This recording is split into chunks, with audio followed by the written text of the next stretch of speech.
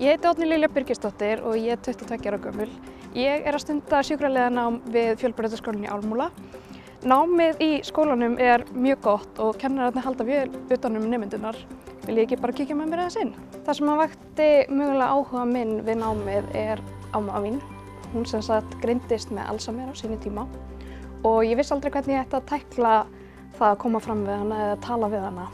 Og svo árið 2020 þá byrjaði ég að vinna við hjúkrunar- og dvalarheimili á Pálsvelli og eftir það þá hef ég alltaf hugsað til þess að ég hefði alltaf viljað byrja fyrr af því að þar lærði ég svo margt. Það sem kom mér mögulega mest á óvart við námið er hversu djúpt það er farið í mannslíkamann.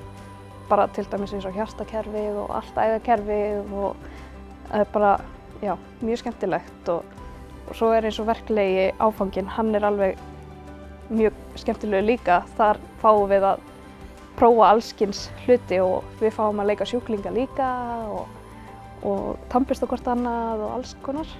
Og hérna er ég til dæmis að taka blóðþrýstingsmælingu á henni og hún er bara mjög góð. Ef þú hefur áhuga á fjölbreyttu og skemmtilegu námi, kíktu þá á sjúkraliði.is.